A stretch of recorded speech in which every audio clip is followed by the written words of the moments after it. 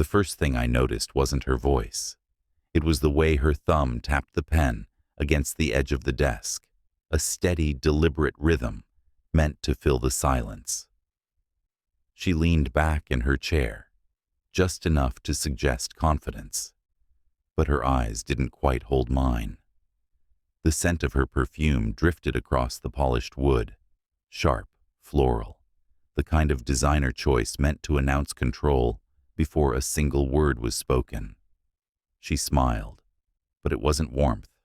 It was choreography. I'd seen better performances in hostile takeover meetings. My name is Daniel Kessler. I'm 57 years old. Until 5 minutes ago, I was the Chief Strategy Officer for Argonne Global Industries. 32 years at the same company. 6 of those in the basement with a folding desk and 1 rotary phone. The rest at the table where the real deals were made. She didn't know that part yet. Or maybe she didn't care.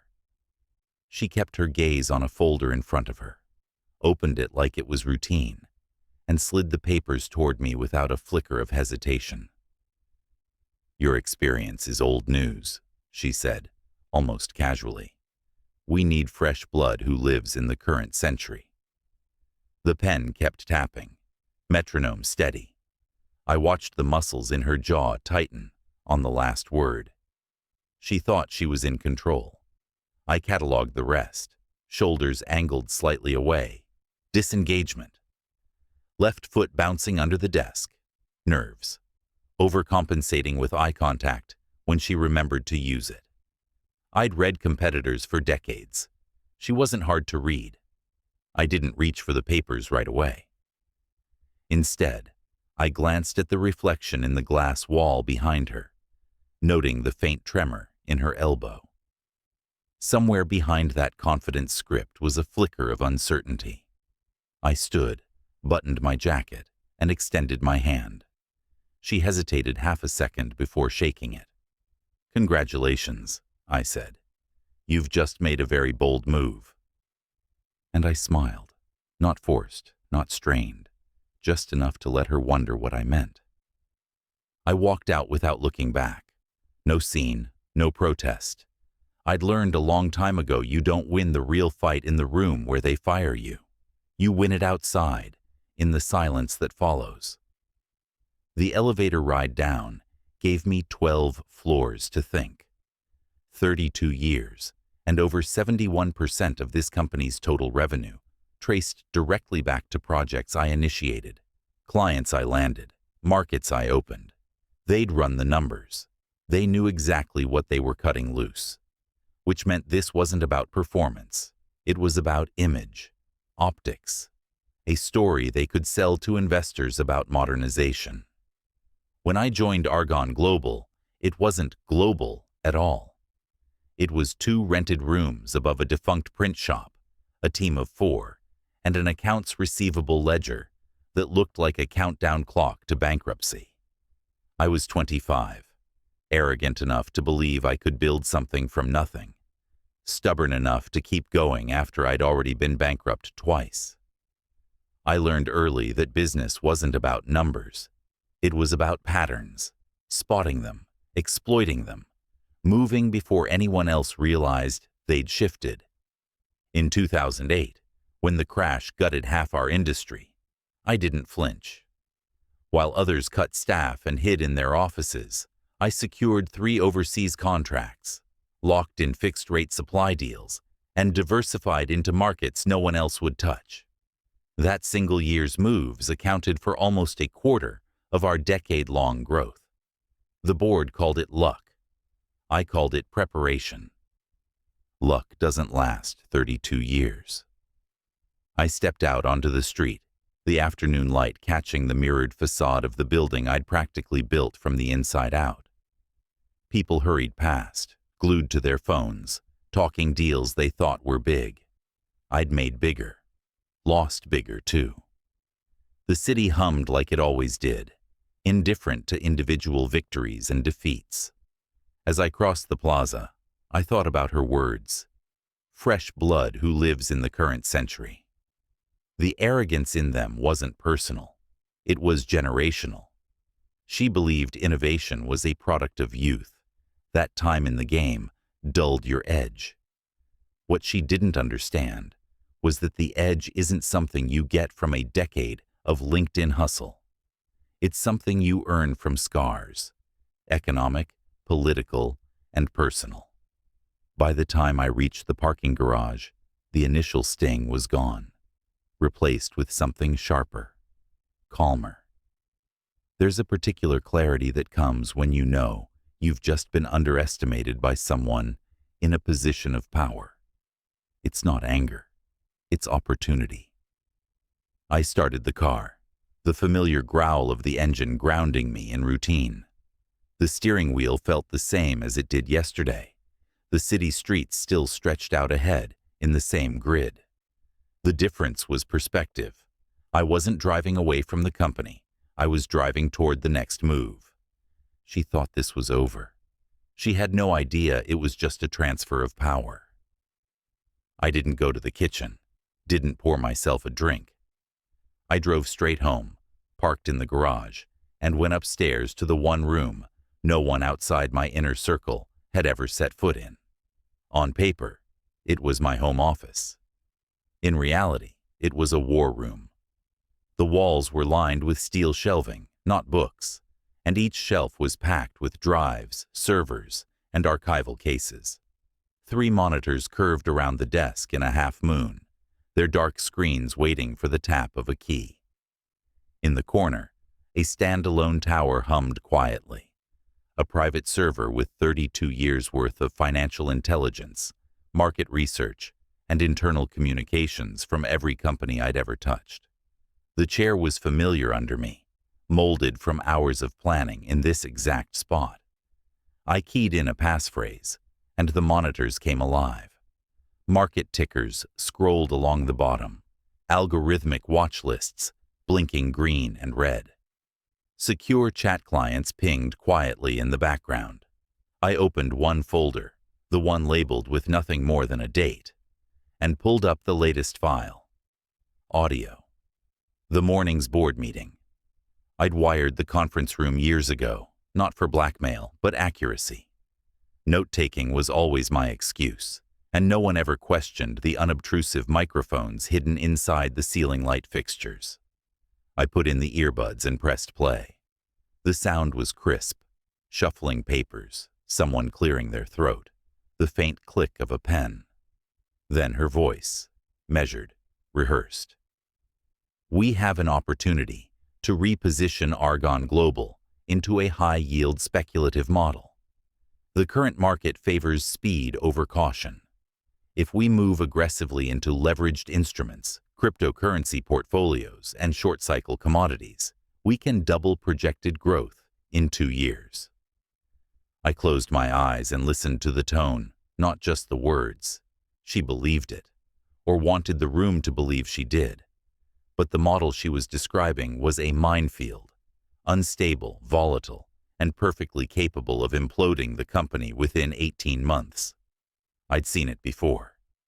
The rule came back to me, without effort. My silent rule, the one that had kept me alive through 3 recessions and 2 global crises. Never fight the fire head-on. Let it burn in the direction you choose. Push the fuel where you want the damage to go. That rule was born in '98, during the Peterson-Talbot attempt to take us over. Back then, I was still just the director of strategy, still hungry enough to watch every move with the patience of a chess player waiting for a blunder. Peterson came in loud. Press releases, shareholder pitches, aggressive bids on our undervalued divisions. I didn't stop him. I fed him. Let him take on more debt, overextend his credit, and commit resources to assets I'd already written off. 6 months later, I pulled the rug out by calling in the one note he'd staked his entire operation on. The takeover collapsed in 3 days. Peterson's firm never recovered. I opened another folder on the server, my current network map. Department heads I trusted were marked in green, those loyal to the new CEO in red. The rest were gray, waiting to be swayed. I sent 2 quiet messages to key allies in operations and compliance. Both had been with me over 20 years. Both understood brevity. I turned to my contact list. Some names hadn't been spoken aloud in a decade. Regulators, trade compliance officers, market analysts, with the kind of pull that could make or break a public deal. I didn't need them to act yet, just to be ready. The beauty of moves like this was in timing. Too soon, and you tip your hand. Too late, and you're left with smoke and rubble. The market tickers shifted, a few green blips flashing on my watch list. I minimized them and brought up a secure VoIP line. The number I dialed wasn't saved anywhere. It was muscle memory from years of use. The line clicked once before a voice answered. Calm, low, no greeting. "We're live," I said. "Same plan as Shanghai." There was a pause on the other end, then a single word. "Understood." The line went dead. I leaned back in the chair, the glow of the monitors painting the room in cool blues and greens. She thought she was steering Argon Global toward a bold new future. I was already moving the rails beneath her feet, and when the train jumped the track, it would land exactly where I wanted it to. She moved fast. Within a week of my departure, the emails started rolling in from old colleagues, some discreet, some furious. Senior staff with decades of experience were being escorted out of the building with cardboard boxes in their arms. Men and women who had weathered market crashes, government audits, and product recalls were suddenly labeled obsolete. In their place came glossy-eyed 20-somethings in tailored sneakers and startup hoodies, most of them plucked from her own circle. College acquaintances, friends of friends from her curated networking dinners. They spoke in buzzwords, obsessed over presentation decks, and thought culture could be measured in ping-pong tables and cold brew on tap. At first, the market rewarded her. Stock tickers jumped. Headlines in the business press gushed about a bold generational pivot and modern leadership shaking up legacy models. The board soaked in the attention, blinded by the short-term glow of quarterly gains. But I'd been through too many cycles to confuse a sugar high for sustained growth. The moves were cosmetic, cheap ways to look agile without doing the slow, brutal work of reinforcing the foundation. While the spotlight stayed on her, I went underground. Through 3 different shell companies, each with its own registered address in separate states, I began buying shares. Small quantities at first, scattered across different brokers to avoid patterns, then strategically timed purchases when the price dipped on normal fluctuations. Nothing flashy, nothing anyone would notice on a quarterly report. The accumulation was slow, deliberate, a tide rising an inch at a time. Every acquisition was logged in my private ledger, cross-referenced against voting blocks I knew were soft. Some of those blocks belonged to pension funds I'd quietly advised years ago, others to private equity managers who owed me favors from deals I'd salvaged when they were on the brink of collapse. None of them knew yet that they were part of something bigger. That was the point.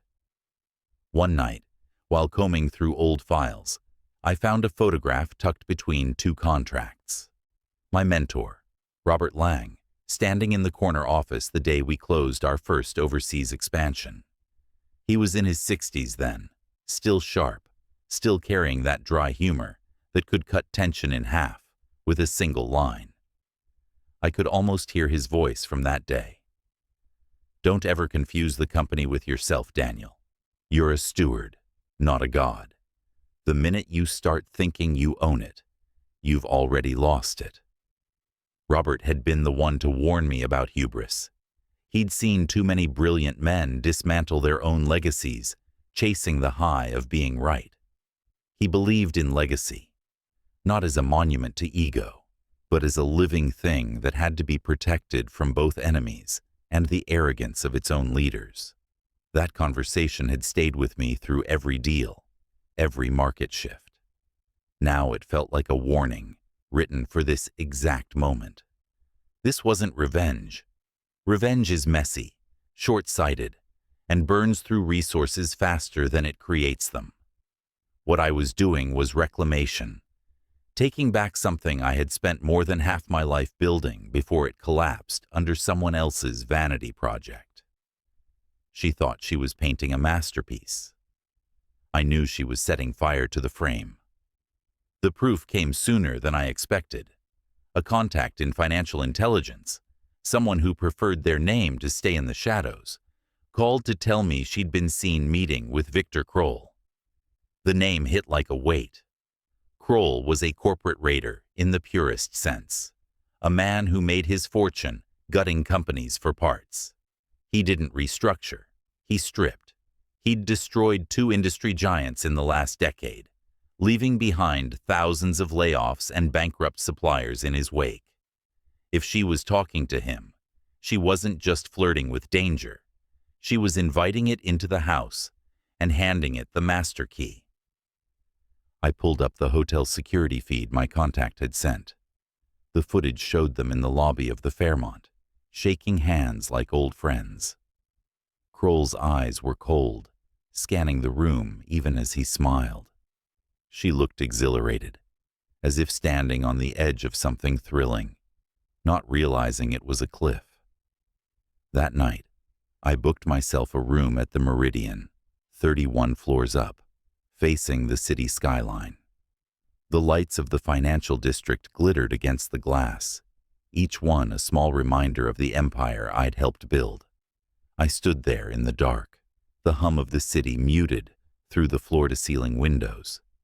In the reflection, I could see myself, older now, lines carved by decades of deals and battles won and lost. But my eyes hadn't dulled.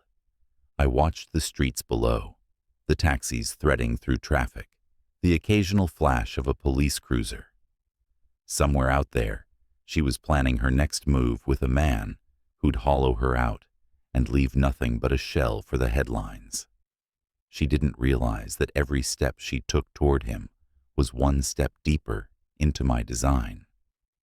She just handed me the keys, I whispered, and let the city keep my secret. The air in the conference center carried that sterile, over-conditioned chill meant to keep tempers down and focus up. It never worked. I walked in without an invite, my presence turning heads in quick double takes. No tie. Sleeves rolled just enough to signal I wasn't here for ceremony. My jacket was fitted but not flashy. My watch, discreet. It was the uniform of someone who'd come to work, not to pose for the annual report. She was already at the head of the table, flanked by her new hires with their thin smiles and fresher resumes. The board members were arranged in a semicircle, murmuring among themselves while glancing at the massive screen that read, Strategic Acquisition Proposal. Project Ascend. She saw me. Her smile faltered for half a second, then returned, stretched a little too tight. The meeting hadn't started yet. That was my window. In the hallway outside, I'd already sent the final email to my contact at the financial ledger. The attachment contained every key detail of Project Ascend, the target company's shaky books, their inflated market valuations, and the fact that the acquisition price was more than double any reasonable assessment. It wouldn't hit the front page until later in the meeting, but when it did, it would detonate. Next, I triggered the second phase, a short encrypted message to a friend inside the Federal Trade and Commerce Bureau. I'd cultivated that relationship years ago over 3 late-night dinners and 1 well-timed favor during a compliance audit. All it took was 1 sentence: potential violation of fair market regulations. Recommend immediate review. By the time she hit her opening remarks, there'd be a notification on her phone from the regulators requesting an unscheduled review of the deal. When I took my seat at the far end of the table, I caught the subtle nod from 2 board members I'd kept in close confidence. 20-year veterans of the company. Both of them had been quietly disgusted with her tactics, but smart enough to wait for the right moment. They were the ones who would ask the first hard questions. The plan was set. Now it was just a matter of watching it unfold. She started strong. Her voice was smooth, her pacing rehearsed, each slide of her presentation timed to the second. She spoke of innovation, market capture, and future-proofing the brand. The buzzwords flowed easily, a language meant to hypnotize shareholders into forgetting fundamentals. The first 15 minutes went her way. Then the first board member spoke up. "How do you reconcile this purchase price with the company's last 3 earnings reports?" His tone was polite, but his eyes weren't. A ripple of tension moved around the table. She smiled too quickly, answering with a string of metrics that didn't actually address the question. I saw the first bead of sweat appear at her temple. The second board member pounced. "Have you confirmed all outstanding liabilities of the acquisition target? Our legal team hasn't seen documentation."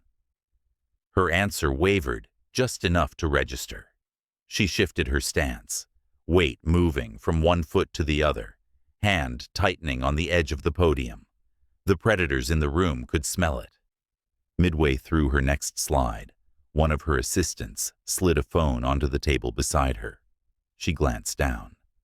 The smile vanished. The financial ledger article had gone live, full spread on the homepage, complete with leaked figures and a damning headline about reckless valuation practices. Murmurs erupted from the board. 2 minutes later, a junior counsel from compliance entered the room and handed her another note. The unscheduled review was official. The regulators wanted immediate disclosure of all deal terms. She read it, then looked up, her eyes darting around the table in search of a safe face. There weren't any. Her voice climbed half an octave as she tried to spin the news as a temporary misunderstanding. She leaned too far over the podium, shoulders stiff, hands gripping the wood. I caught the rapid blink pattern, 5 in quick succession, that I'd seen before in hostile negotiations. It meant she was cornered and searching for an escape route. From where I sat, I watched every tell. The clench of her jaw when a board member cut her off mid-sentence, the shallow breathing when another asked if she'd informed the full board of her talks with Victor Kroll, the way her left hand disappeared under the table to twist the cap off a water bottle she never drank from. When the questions finally slowed, I stood. The room went still. I didn't need to raise my voice. "You've all been wondering why I'm here," I said. "Why now?" I reached into my jacket and placed a simple folder on the table. Inside was the summary of my holdings, purchased quietly over the past months through proxies, trusts, and shell entities. The math was simple, but the impact wasn't. As of this morning, I continued, my voting shares, combined with those represented here by my allies, constitute controlling interest in Argon Global Industries. I let the words hang there long enough for the weight to sink in. She stared at me, color draining from her face, mouth opening and closing without sound. I stepped closer, stopping just short of the head of the table. "You're relieved of duty," I said, my voice low, even, and final, effective immediately. The room felt different with me at the head of the table. The same gleaming mahogany, the same panoramic view of the skyline beyond the glass, but the energy was no longer fractured. Her chair, the one she had occupied with such rehearsed confidence, was empty, rolled back slightly, as if she'd left in a hurry. The board sat in silence, a collection of men and women who had, only months ago, voted me out in the name of progress. Now they shifted in their seats, avoiding each other's eyes, a mixture of relief and embarrassment in their expressions. They knew what I knew. Removing me had not been modernization. It had been self-sabotage, dressed in the language of innovation. I didn't lecture them. There was no point in rubbing salt into wounds I needed healed quickly. Instead, I opened the meeting with the plan. Key senior staff who had been unceremoniously pushed out were already in the process of returning. They knew the machinery of this company, the quirks of its biggest clients, the unspoken agreements that kept supply chains flowing. Her so-called fresh blood hires had been reassigned or released. Most were already looking for the next flashy startup to inflate their resumes. The failed initiatives she'd set in motion, the speculative portfolios, the overpriced acquisition deals, the PR-heavy but profit-light side ventures, were being dismantled.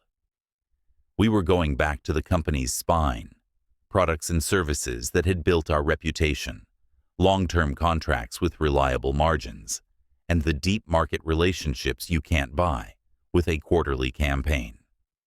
I kept my tone measured, the language precise. This was not a victory speech. It was a field briefing. By the time we adjourned, the tension in the room had shifted. They weren't celebrating, but they weren't bracing for disaster anymore. Some even allowed themselves the smallest nods in my direction. The panic that had driven them to chase her vision had been replaced by something quieter: stability. As the board members filtered out, I stayed seated, watching the door close behind the last of them. 32 years.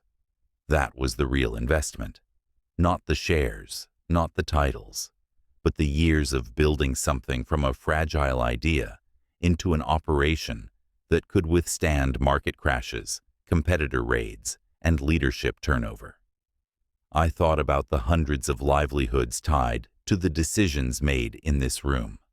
Entire families depended on whether we got it right. That weight had never left me. This was never about ego. It wasn't about proving her wrong or proving myself right. It was about protecting the thing I had poured most of my adult life into. When you build something with your own hands, when you spend decades shaping it, you don't watch it burn for the sake of politeness. You fight for it, not because you want the glory, but because you refuse to see it reduced to ashes. I glanced at the empty chair across from me and thought back to the very beginning. My first day at Argonne Global wasn't in a high-rise conference room. It was in 2 rented offices above a failing print shop. My desk was a folding table. My phone was second-hand, the cord taped where the rubber had split. The carpet was stained, the air smelled faintly of ink and dust, and the company bank account had just enough in it to cover payroll and utilities for another month, if we were lucky. I'd walked in with a briefcase that held 3 proposals, a calculator, and a vision I couldn't yet articulate without people smirking. I remembered staying late that first night, long after everyone else had gone home. I sat alone in that cramped room, looking at the city lights through a dirty window, telling myself that if I could just hold the line long enough, if I could just land one deal big enough to buy time, this place might survive. Not just survive, grow, outlive me. That was the dream, even then. Now here I was, in the top-floor boardroom, decades later, having just wrestled back control from someone who would have traded that dream for headlines. The irony wasn't lost on me, neither was the responsibility. I stood slowly, the scrape of the chair legs echoing in the empty room, and walked to the head of the table. My hand rested on the back of the CEO's chair, not as a throne to be claimed, but as a reminder of the burden it carried. Leadership wasn't about who sat here. It was about whether the company was stronger when they left than when they arrived. For a long moment I stood there, letting the silence settle. The city hummed faintly beyond the glass, traffic flowing in veins of red and white below. I thought about the battles ahead, the markets to stabilize, the trust to rebuild. None of it scared me. If anything, the months away had sharpened my resolve. They thought they'd buried me. All they did was give me the time to sharpen the blade. And now, the empire is quiet again, just how I like it.